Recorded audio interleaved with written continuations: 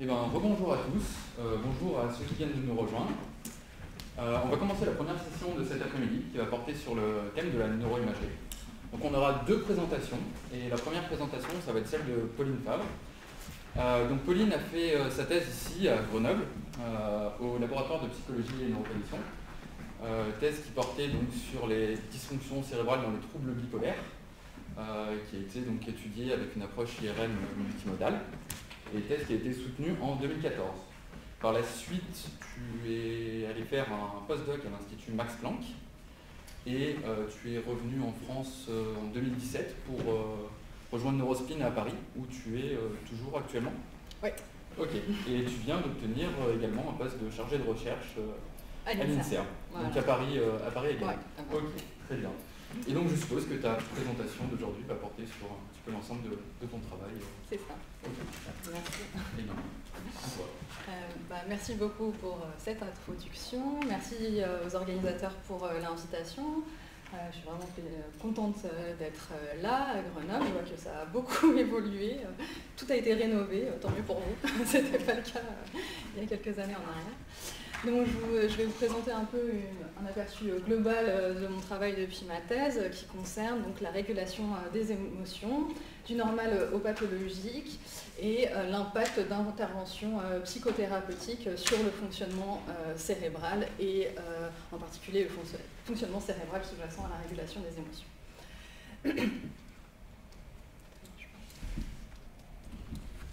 Donc face à une situation émotionnelle, qu'elle soit extérieurement générée ou intérieurement générée, on peut moduler notre réponse selon différents niveaux.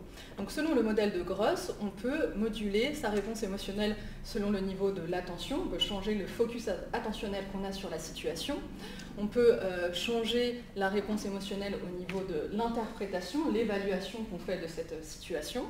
Et également, on peut moduler directement la réponse émotionnelle, donc la réponse comportementale, physiologique ou encore neurofonctionnelle.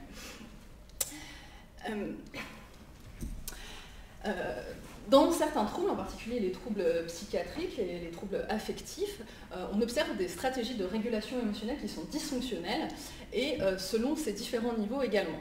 Donc par exemple la distraction, quand on cherche à vraiment défocaliser son attention de manière attentionnelle de la situation émotionnelle, des ruminations qui peuvent être également dysfonctionnelles dans le cas de la dépression résistante ou la dépression majeure par exemple, et également des stratégies suppressives comme par exemple la prise de substances ou d'anxiolytiques, etc. Et l'intérêt des thérapies psychothérapeutiques, c'est d'intervenir sur ces différents niveaux de régulation émotionnelle. Donc, par exemple, les entraînements à la méditation de pleine conscience vont chercher à agir sur l'attention portée sur la situation. Les thérapies cognitivo-comportementales vont chercher à agir sur l'interprétation que l'on fait de la situation, et de nouvelles thérapies comme les thérapies de neurofeedback vont agir directement sur la réponse émotionnelle. Et donc j'y reviendrai puisqu'elles font partie de mes travaux. Au niveau cérébral, les modèles suggèrent que les régions sous-corticales, en particulier les régions limbiques, sont impliquées dans la génération des états émotionnels et dans la perception des émotions. En revanche, les régions préfrontales, ici en bleu, sont davantage impliquées sur le contrôle que l'on a de la réponse émotionnelle, sur le contrôle cognitif des émotions. Donc, mes questions de recherche sont les suivantes. C'est tout d'abord d'identifier quel est le substrat neurocognitif sous-jacent aux troubles de la régulation des émotions, et ensuite d'identifier si des interventions thérapeutiques permettent de moduler le fonctionnement cérébral lié à la régulation émotionnelle. Et ceci avec à la fois une approche neuropsychologique et par la neuroimagerie. Donc on va commencer par la première question.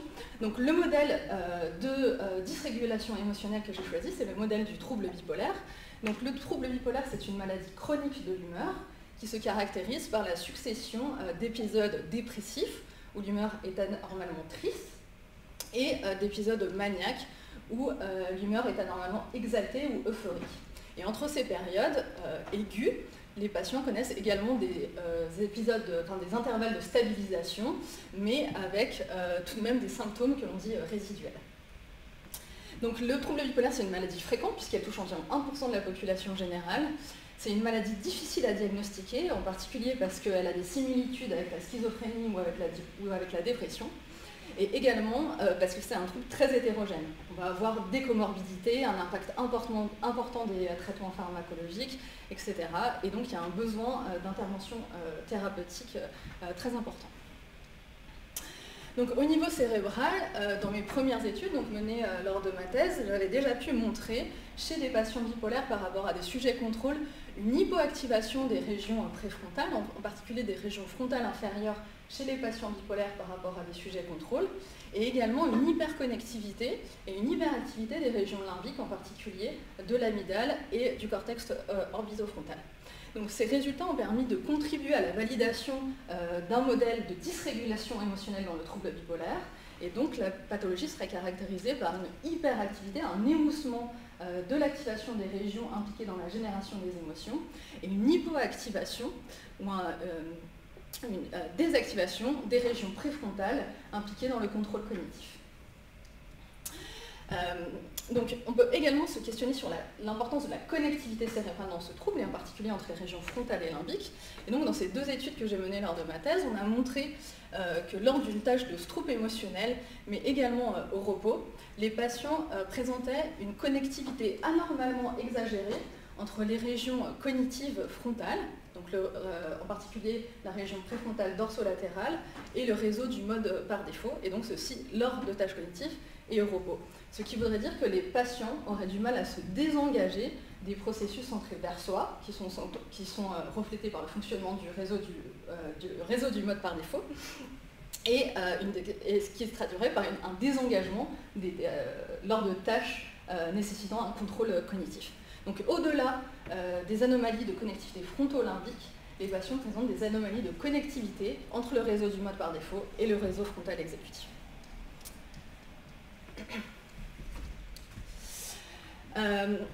Cependant, il y a des résultats vraiment très contradictoires dans ce trouble. Donc, des études ont trouvé une augmentation de l'activité des régions frontolimbiques, une diminution globale, etc. Donc, les résultats sont vraiment très contradictoires. En tout cas, ils étaient vraiment jusque dans les années 2015-2016 à peu près. Et ceci pour différentes raisons, en particulier l'hétérogénéité du trouble, mais également dû à une très faible taille d'échantillon pour la plupart des études de neuroimagerie. Donc il y a ce papier par exemple qui est sorti en 2013 qui montrait une très faible reliabilité, donc une très faible reproductibilité des études en neuroimagerie et en particulier dans les troubles psychiatriques. Donc pour pallier à ce manque de reproductibilité des études en neuroimagerie, de grandes cohortes internationales ont vu le jour depuis.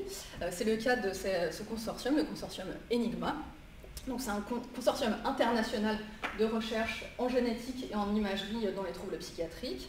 Et au sein de ce consortium, donc dans mon groupe, on est responsable de l'analyse des données d'IRM de diffusion, d'IRM structurel de la matière blanche dans le trouble bipolaire.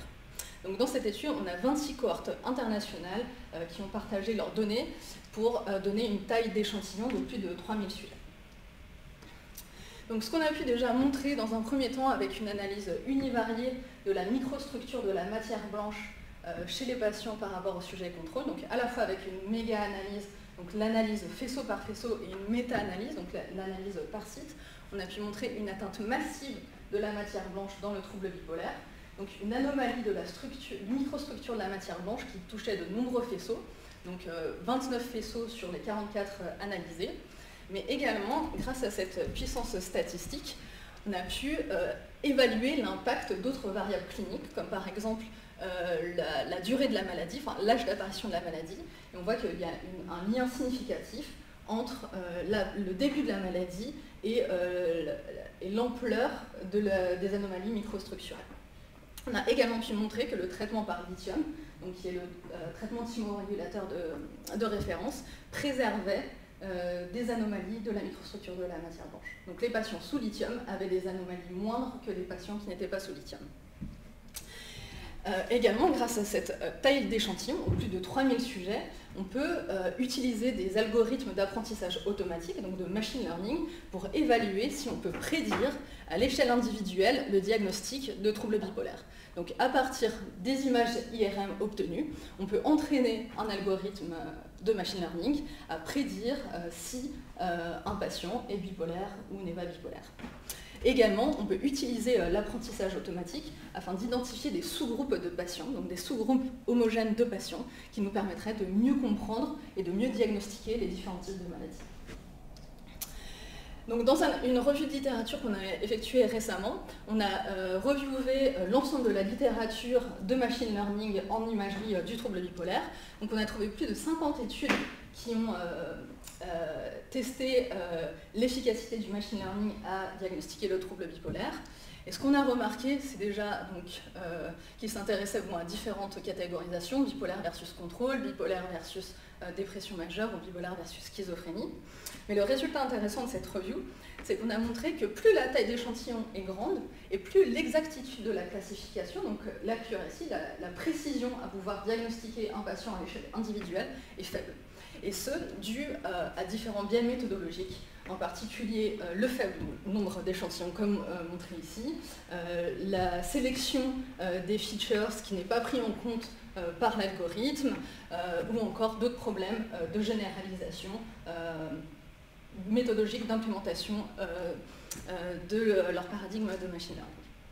Donc on voit par exemple que la plus grande étude, qui est une étude Enigma également, avec plus de 3000 sujets, ont une précision d'environ 60 à 70% sur la prédiction du diagnostic de troubles bipolaires. Donc on a utilisé le machine learning sur nos données d'IRM de diffusion afin de voir si on peut diagnostiquer et prédire le diagnostic de troubles bipolaires à l'échelle individuelle. Et on a trouvé donc de façon assez robuste, avec des techniques validées, donc des algorithmes de super vector machine et le gold standard des techniques de machine learning. On pourra y revenir peut-être après si vous avez des questions. Je ne vais pas rentrer dans les détails méthodologiques, mais on voit qu'on peut classifier significativement, vraiment très significativement, les patients des contrôles, mais avec une précision de seulement 62%. De plus, on a cherché à voir si on pouvait valider nos résultats site par site, et on voit que la généralisation de notre classification à d'autres sites est assez faible, puisqu'on est à 57% d'accuracy. Cependant, on peut se questionner sur l'hétérogénéité du trouble sur ces résultats de classification. C'est pour ça qu'on a utilisé des algorithmes de machine learning non supervisés pour trouver des sous-groupes. Et ici, on trouve, sur la base de la fraction d'anisotropie, donc la microstructure de la matière blanche, deux clusters bien distincts de patients qui ne sont pas différenciés par l'âge, le sexe ou le site. Mais le cluster ici en jaune, globalement, les patients ont une EFA donc plus haute, donc moins d'anomalies de la microstructure de la matière blanche, et un cluster bleu en bas, avec des anomalies plus prononcées de la microstructure de la matière blanche. Donc, ce qu'on voit également, c'est que quand on regarde les paramètres cliniques, le nombre de patients sous lithium était plus important, la proportion de patients sous lithium était plus importante dans le cluster jaune, alors que la proportion de patients sous antiépileptiques était plus importante dans le cluster bleu. Donc ceux qui avaient plus d'anomalies de la microstructure de la matière blanche étaient ceux qui prenaient des antiépileptiques, alors que ceux qui étaient plus préservés prennent du lithium. Et en plus de ça, cette distinction en deux clusters des patients nous permet de mieux prédire le diagnostic de troubles bipolaires par rapport aux sujets contrôlés. Donc, au-delà de cette étude, qui est plutôt une preuve de concept, puisqu'on voit que ce n'est pas si facile que ça de prédire le diagnostic de troubles bipolaires à l'échelle individuelle sur la base de l'imagerie de la matière blanche, on est à la recherche d'autres biomarqueurs en neuroimagerie, et en particulier dans deux études différentes. On s'est intéressé, alors ici en collaboration avec les chercheurs de l'INT à Marseille, aux anomalies sulcales dans le trouble bipolaire. Donc ce qu'on mesure ici, c'est les extrémas de profondeur des sillons, qui sont un indice de neurodéveloppement. Et on voit que les patients bipolaires qui ont un phénotype neurodéveloppemental, c'est-à-dire des patients bipolaires qui auraient un âge précoce de maladie et un historique de symptômes psychotiques, ont un nombre de sulcal pits plus élevé que les patients qui n'ont pas de phénotype neurodéveloppemental. Par ailleurs, dans une étude menée en collaboration avec le chercheur du campus Biotech à Genève, on s'est intéressé à la variabilité du signal BOLD au repos, et ce, chez les patients bipolaires, mais également dans d'autres troubles affectifs comme le ADHD, l'hyperactivité et le trouble de la personnalité borderline. Et ce qu'on voit, c'est que dans ces pathologies, il y a une augmentation de la variabilité du signal BOLD, en particulier au sein des régions limbiques, comme les régions orbitofrontales, mais également au niveau de l'amygdale et de l'hippocampe, ce qui suggère que la variabilité de l'activation des réseaux frontolimbiques serait plus liée à une dysrégulation affective générale, mais pas à quelque chose de spécifique au trouble bipolaire. Donc c'est pour ça qu'on vous tend maintenant à faire évoluer ce modèle de dysrégulation frontolimbique dans le trouble bipolaire vers un modèle un petit peu plus intégré qui prendrait en compte d'autres observations et surtout qui s'étendrait à de plus larges réseaux. Et donc dans différentes études qu'on est en train de mener, on s'intéresse à l'impact de l'état des patients, donc l'état dépressif, maniaque ou euthymique, et ceci en lien avec la connectivité des sous-régions de l'amygdale avec les différentes régions limbiques qui seraient impliquées dans le traitement des émotions positives ou négatives. On utilise également l'IRM à 7 Tesla afin d'étudier de façon beaucoup plus précise la connectivité de ces structures limbiques qui sont difficilement accessibles à l'IRM et qui nécessitent une précision spatiale beaucoup plus importante. Donc je vais passer au deuxième point de mes recherches, donc la modulation de l'activité et de la connectivité fonctionnelle suite à différents entraînements thérapeutiques. Donc tout d'abord, concernant les effets de la méditation sur la réactivité émotionnelle et son corrélat cérébral sous-jacent. Donc ceci, c'est une étude que j'ai menée quand j'étais au Max Planck Institute, donc, qui évaluait l'effet de différents types de méditation sur la réactivité émotionnelle. Donc un type de méditation qui s'appelle présence, qui est plutôt apparenté aux méditations de type mindfulness, donc entraînement à la pleine conscience et entraînement des processus attentionnels.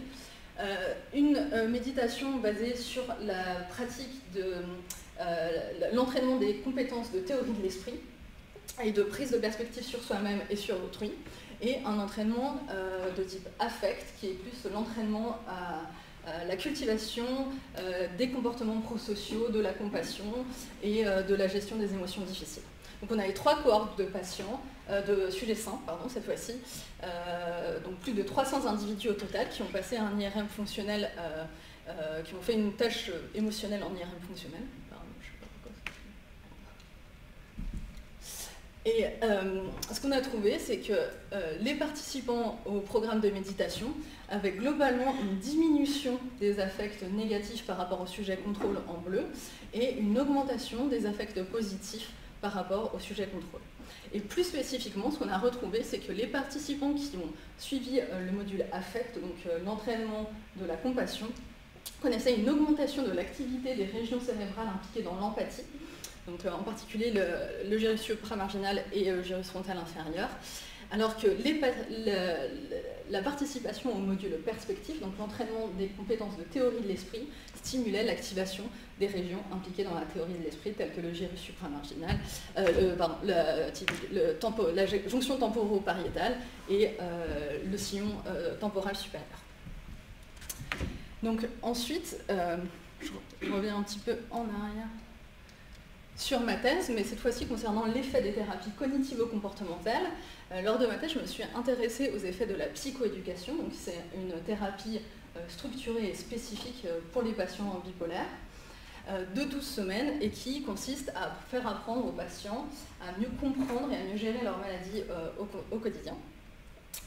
Et donc ce qu'on a pu montrer, c'est que suite à 12 semaines de psychoéducation, les patients montraient une augmentation de l'activité des régions frontales et une diminution de l'activité limbique, et ce lors d'un paradigme de trouble émotionnel. Et également, et de façon plus originale, ce qu'on a montré, c'est que les patients qui ont suivi les 12 semaines de psychoéducation connaissaient une modification de la microstructure du faisceau inciné qui relie les régions frontolimbiques Donc ceci après la psychoéducation, mais pas dans le groupe contrôle qui avait suivi seulement un groupe de parole de 2 semaines. Donc l'entraînement à une psychothérapie structurée et spécifique entraîne à la fois des modifications du fonctionnement cérébral, mais également de la microstructure du cerveau et de la matière blanche. Pour terminer, je vous parle juste d'un protocole en cours qui consiste à utiliser le neurofeedback et l'imagerie fonctionnelle en temps réel afin d'apprendre à réguler son activité cérébrale. Donc comment ça marche le neurofeedback? En fait, on enregistre en temps réel l'activité d'une région donnée et donc il y a un patient dans l'IRM, on mesure son activité cérébrale, on fait les traitements IRM en temps réel et on renvoie le signal de la région en question au participant. Et grâce à ce feedback, le participant peut apprendre à moduler sa propre activité cérébrale. Et donc, dans ce protocole, on cherche à entraîner les patients avec un trouble bipolaire à moduler l'activité du réseau cérébral impliqué dans la régulation émotionnelle afin de traiter les symptômes dépressifs résiduels lors de ces troubles. Donc, c'est un protocole qui est en cours, qui a été retardé dû au Covid, mais qui est en train de commencer à Neurospin, donc à Paris, à Grenoble, donc en collaboration avec le CHU de Grenoble ici, et à Bordeaux. Je vous remercie pour votre attention.